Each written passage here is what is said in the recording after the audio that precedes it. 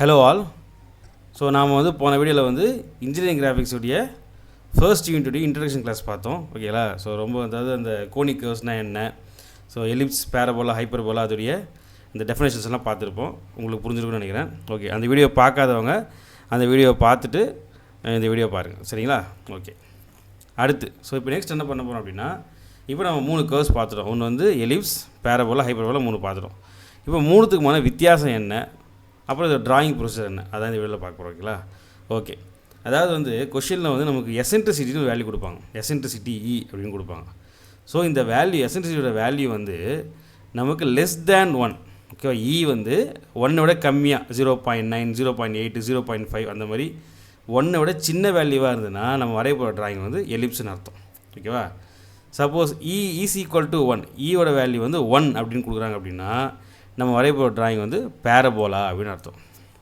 Suppose ஈயோட value greater than 1 இருக்கணும். அப்போ 1.1, 1.2, 1.3 அந்த மாதிரி 1க்கு மேலே இருந்ததுன்னா நம்ம வரைய போகிற ட்ராயிங் ஹைப்பர்போலான்னு அர்த்தம்.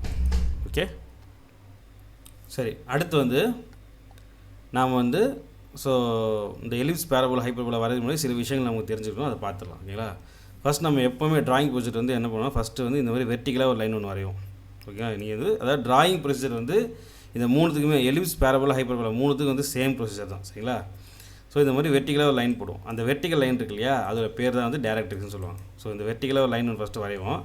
அந்த வெர்டிகல் லைன் பேர் டைரக்ட்ரிக்ஸ் அப்படின்னு நமக்கு தெரிஞ்சுக்கணும். இதெல்லாம் கண்டிப்பாக, ஏன்னா ப்ராப்ளம் டைரக்ட்ரிக்ஸ்னு மென்ஷன் பண்ணுவாங்க. அப்போ எது டைரக்ட்ரிக்ஸ்னு தெரிஞ்சால் தான் நம்ம ட்ராயிங்கே போட முடியும். சரிங்களா? அதனால் இந்த வெர்டிகல் லைன் தான் டைரக்ட்ரிக்ஸ். ஓகேவா? சரி. அடுத்து இந்த லைனில் நடுவில் ஒரு ஹரிசாண்டல் லைன் வரைவோம். அந்த டைரக்ட்ரிக்ஸை கட் பண்ணுற மாதிரி ஒரு லைன் ஹரிசாண்டலாக வரைவோம். அந்த லைன் பேர் தான் ஆக்சிஸ் லைன். ஓகேவா? So horizontal line axis, vertical line directrix, horizontal line axis. ஓகேவா? அடுத்தது இப்போ அந்த டைரக்ட்ரிக்ஸ் லைனில் மேலே ஏன்னு ஒரு பாயிண்ட் கொடுத்துருங்க, பியில் கீழே பின்னு நேம் கொடுத்துருங்க. ஸோ சென்டர் பாயிண்ட்டு நான் சீன் நேம் கொடுத்துறேன். ஸோ இந்த நேம் சில பேர் ஓன் கூட நேம் கொடுப்பாங்க. ஓன் கொடுக்கலாம், சீனும் கொடுக்கலாம். உங்களுக்கு எது வேணால் நீங்கள் இந்த இடத்துல நீங்கள் நேம் வச்சுக்கலாம். சரியா? எதை சேஞ்ச் பண்ணக்கூடாதுன்னா, ஃபோக்கஸ் அப்படின்றதுக்கு எப்பவுமே எஃப்னு நேம் கொடுங்க. ஓகே, அதை சேஞ்ச் பண்ணுவோன்னா அதேமாதிரி வேர்டெக்ஸ் பாயிண்ட்டுக்கு எப்பவுமே வீன் நேம் கொடுங்க. சரியா? ஃபோக்கஸுக்கு எஃப்னு கொடுத்துடணும், வேர்டெக்ஸுக்கு வீன் நேம் கொடுக்கணும். இது ரெண்டும் கான்ஸ்டன்ட்டாக வச்சுக்கோங்க. ஸோ மற்ற பாயிண்ட் நீங்கள் நான் இங்கே சி கொடுத்துருக்கேன், நீங்கள் சிக்கு பதிலாக ஓ கூட கொடுத்துக்கலாம். அது நமக்கு பிரச்சனை இல்லை. சரியா? ஸோ பாருங்கள், எஃப்னா ஃபோக்கஸ், ஃபோக்கஸ்னால் ஃபிக்ஸட் பாயிண்ட் ஞாபகம் வச்சுக்கோங்க. ஃபோக்கஸ் அப்படின்னா என்னென்னா ஃபிக்ஸட் பாயிண்ட். இப்போ ஃபிக்ஸட் பாயிண்ட்னு கொடுத்தாங்கன்னா அது ஃபோக்கஸ்னு அர்த்தம். ஓகே, அடுத்து வேர்டெக்ஸ்ன்றது மூவிங் பாயிண்ட் ஞாபகம் வச்சுக்கோங்க. ஓகேவா? வேர்டெக்ஸ்ன்றது மூவிங் பாயிண்ட், மூவ் ஆகக்கூடிய ஒரு பாயிண்ட்டு. ஃபோக்கஸ் ஒரே இடத்துல ஃபிக்ஸாக இருக்கக்கூடிய ஒரு பாயிண்ட். ஓகே, 4 உங்களுக்கு தெரிஞ்சுக்கணும். ஸோ வெர்டிகல் லைன் என்னது, டைரக்ட்ரிக்ஸு. Horizontal லைன்னா axis. ஃபோக்கஸ்ன்றது ஒரு ஃபிக்ஸட் பாயிண்ட் தான் ஃபோக்கஸ் சொல்லுவாங்க. வேர்டெக்ஸ்ன்றது ஒரு மூவிங் பாயிண்ட், அதுதான் வேர்டெக்ஸ்ன்னு சொல்லுவாங்க. ஓகேவா? இப்போ இந்த எசென்ட்ரிசிட்டிக்கு வருவோம். எசென்ட்ரிசிட்டி பாருங்கள், E is equal to distance of the moving point from focus divided by distance of the moving point from directrix. இதுதான் அதோடைய மீனிங். பாருங்கள், distance of the moving point. அப்போ மூவிங் பாயிண்ட் என்னது, இதுதான் மூவிங் பாயிண்ட். ஸோ எப்பவுமே ஃபோக்கஸுக்கும் இந்த சீன்ற centre point mark பண்ணிக்கலாம், இதுக்கும் நடுவு தான் வேர்டெக்ஸ் இருக்கும். வேர்டெக்ஸ் எப்போவுமே ஃபோக்கஸ் பாயிண்ட்டுக்கும் நம்ம மார்க் பண்ணியிருக்க அந்த சென்டர் பாயிண்ட், அதாவது டைரக்ட்ரிக்ஸில் மார்க் பண்ணிக்கல ஒரு பாயிண்ட், டைரக்ட்ரிக்ஸும் ஆக்சிஸ் மீட் ஆகிற பாயிண்ட்டுக்கும் சென்டரில் தான் நமக்கு வேர்டெக்ஸ் இருக்கும். இதெல்லாம் கான்ஸ்டன்ட் தான், எப்பவுமே சேஞ்ச் ஆகாது. ஓகேவா? சரி, போய் பாருங்கள் எசென்ட்ரிசிட்டியோட இதை பாருங்கள்.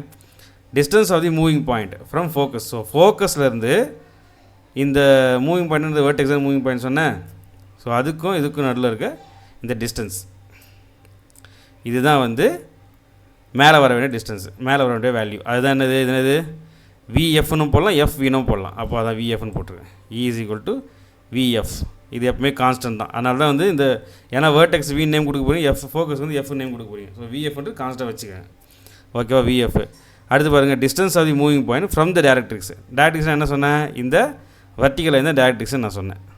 அப்போ இந்த பாயிண்ட்லேருந்து, அதாவது இந்த சீன்ற பாயிண்ட்லேருந்து நம்ம இந்த வெர்டெக்ஸ் இருக்கு இல்லையா, அது வரைக்கும் என்ன டிஸ்டன்ஸ் இருக்கோ அதுதான் விசி. விசினும் போகலாம், சில பேர் வி1 கொடுத்தா வி1 நேம் கொடுத்துக்கலாம். சரியா? அதான் விசி. அப்போ E is equal to VF by VC. இதான் ஃபார்முலா.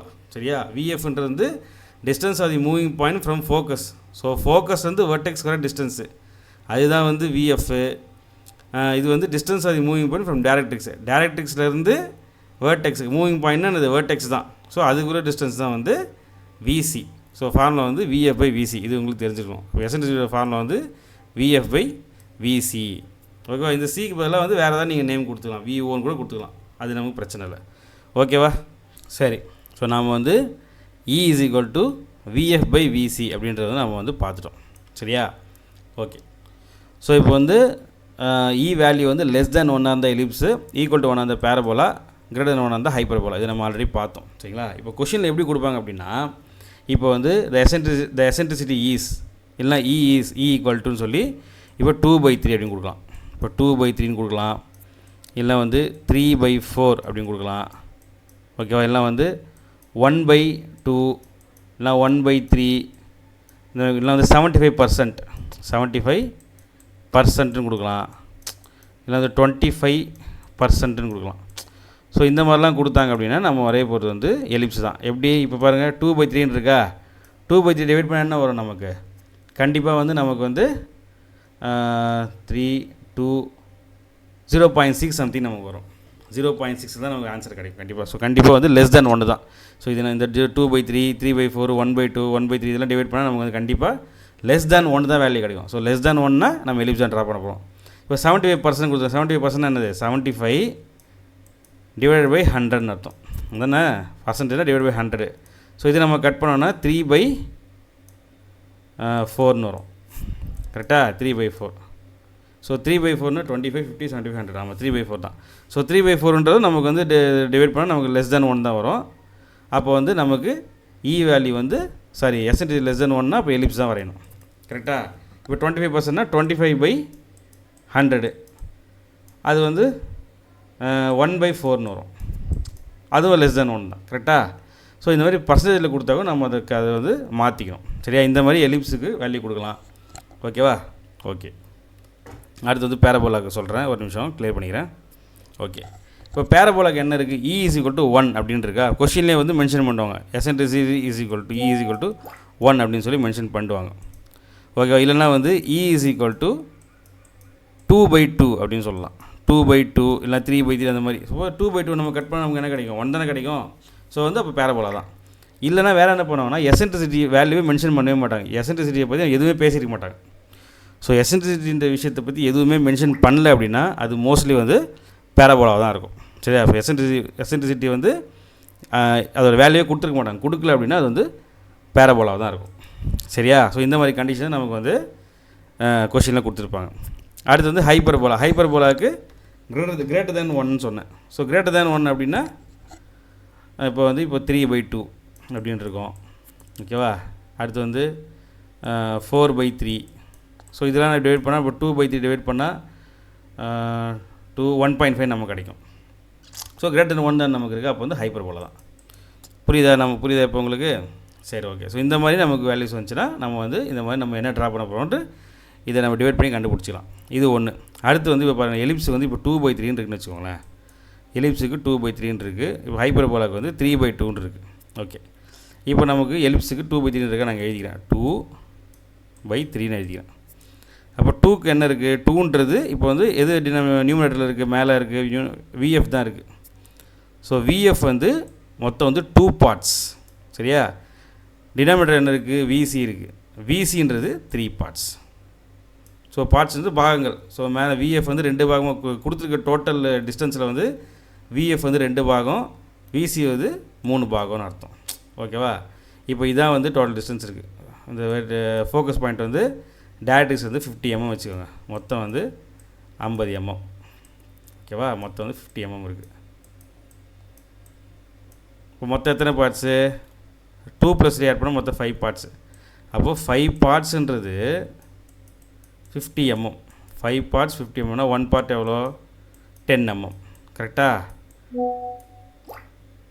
அப்போது நம்ம என்ன சொல்லியிருக்கோம்? விஎஃப்ன்றது 2 பார்ட்ஸ். அப்போது இதுலேருந்து இது வரைக்கும் என்ன பார்ட்ஸு? இது 10 mm, இது 10 mm. இதுலேருந்து வரைக்கும் 3 பார்ட்டு. புரியுதா? 2 பார்ட்டா? 2 பார்ட்னா இது 10 mm 10 mm. அப்போ விஎஃப் வந்து 2 பார்ட்ஸ் நமக்கு 20 mm. இது என்னது விசி 3 பார்ட்ஸு, இதான விசி. அப்போ இது 10 mm 10 mm 10 mm மொத்தம் 5 mm. இந்த பக்கம் 3 mm போயிடும். சாரி, இந்த மொத்தம் வந்து 50 mm 50 mm. இந்த பக்கம் 30 mm போயிடும், இந்த பக்கம் 20 mm போயிடும். கரெக்டாக சென்டிமீட்டர் 5 சென்டிமீட்டர், இந்த பக்கம் 3 சென்டிமீட்டர் போயிடும், இந்த பக்கம் 2 சென்டிமீட்டர் போயிடும். ஏன்னா நம்ம கொஷினில் வந்து 2/3 கொடுத்துருக்காங்க. சப்போஸ் இதுவே வந்து இப்போ 3/2 வச்சுக்கோங்களேன், இது இல்லை இப்போது 3/2 இருக்குன்னா விஎஃப் வந்து 3 பார்ட்ஸு. புரியுதா? இப்போ வந்து விஎஃப்னா ஒரே நிமிஷம், விஎஃப் எத்தனை பார்ட்ஸு 3 பார்ட்ஸு. அப்போ அது ஆஸ் யூஷுவல் வந்து இப்போ மொத்தம் வந்து 50 mm தான். அப்போ இந்த பக்கம் நமக்கு 3 பார்ட்ஸ் வேணும்.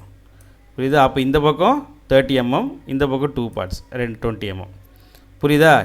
ஹைப்பர்போலாக்கு வரும்பொழுது விஎஃப் வந்து அதிகமாக இருக்கும், விசி சின்ன வேல்யூவாக இருக்கும். எலிப்ஸுக்கு வரும்போது விஎஃப் சின்ன வேல்யூவாக இருக்கும், விசி வந்து பெரிய வேல்யூவாக இருக்கும். புரியுதா? இதுதான் வந்து நம்ம ஸ்பிட் பண்ணணும். ஸோ இதுதான், இது மட்டும் உங்களுக்கு லேடாக புரிஞ்சிச்சு அப்படின்னா நம்ம நீங்கள் டேரெக்டாக எப்படி கொடுத்தாலும் நீங்கள் சம் போட்டுடலாம். சரி, நாம் வந்து இப்போ வந்து ஸோ எலிப்ஸுக்கு வந்தால் எப்படி நம்ம வந்து ஸ்பிட் பண்ணுறது, அதே மாதிரி ஹைப்பர்போலாக்கு எப்படி ஸ்பிட் பண்ணுறதுன்னு பார்த்தோம். பேரபோலாவுக்கு வந்து என்ன சொன்னேன், பேரபோலா வந்து இ வேல்யூ வந்து எசன்ட்ரிசிட்டி 1ன்னு கொடுப்பாங்க, இல்லை கொடுக்கவே மாட்டாங்க. இல்லை வந்து இப்போ 2/2 அப்படின்னு கொடுக்கலாம். சரி, இல்லை வந்து 100% கொடுக்கலாம். Eccentricity is equal to 100%. So 100% என்னது 100/100 தான். அப்போ கட் பண்ணால் 1 தான் கிடைக்கும். கரெக்டாக? ஸோ இந்த மாதிரி கொடுக்கல, அது இ இஸ் ஈக்குவல் டு 1 கொடுத்தாங்கன்னா பேரபோலாவுக்கு வந்து வெரி சிம்பிள்.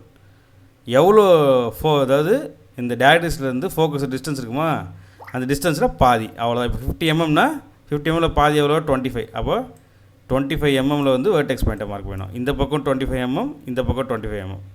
ஸோ டோட்டலாக 50 mm. புரியுது? அது இப்போ 2/2 அர்த்தம். 2/2 என்னது 2/2 கட் பண்ணால் 1 தானே கிடைக்கும். அப்போது எவ்வளோ டிஸ்டன்ஸோ டிஸ்டன்ஸில் பாதி.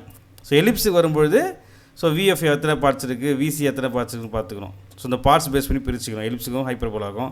பேரபோலாவுக்கு இந்த டிஸ்டன்ஸ் எவ்வளோ கொடுத்துருக்காங்க பாருங்கள், அந்த ஃபோக்கஸ் பாயிண்ட் டிஸ்டன்ஸ் கொடுத்துருப்பாங்க, டிஸ்டன்ஸில் பாதி. சப்போஸ் இங்கே 60 mm கொடுத்துருந்தாங்க அப்படின்னா இந்த பக்கம் 30 mm, இந்த பக்கம் 30 mm. ஸோ இந்த சென்டர் பாயிண்ட் தான் வந்து வெர்டெக்ஸ் பாயிண்ட்டு. ஓகேவா? சப்போஸ் 10 mm கொடுத்தாங்கன்னா இந்த பக்கம் 5 mm, இந்த பக்கம் 5 mm. எவ்வளோ கொடுத்துருக்காங்க பாதி. ஸோ உங்களுக்கு இது புரிஞ்சிருக்குன்னு நினைக்கிறேன். ஓகேவா? சரி. ஸோ வந்து இதுதான் வந்து எலிப்ஸ், பேரபோலா, ஹைப்பர்போலா. ஸோ எப்படி அந்த கண்டிஷனை பார்க்குறதுன்னு சொல்லிட்டு எக்ஸ்பிளைன் பண்ணியிருக்கேன். ஸோ கண்டிப்பாக உங்களுக்கு புரிஞ்சிருக்குன்னு நினைக்கிறேன். ஸோ வீடியோ பிடிச்சிருந்தா வீடியோக்கு ஒரு லைக் கொடுங்க. ஓகேவா? நம்ம சேனலை சப்ஸ்கிரைப் பண்ணாதாங்க சப்ஸ்கிரைப் பண்ணிவிட்டு வீடியோ பாருங்கள், உங்கள் ஃப்ரெண்ட்ஸுக்கெல்லாம் வீடியோ ஷேர் பண்ணுங்கள். எதாவது டவுட்னா கமெண்ட் பண்ணுங்கள், ரிப்ளை பண்ணுறேன். அடுத்த வீடியோவில் பார்க்கலாம். ஓகே, பாய்.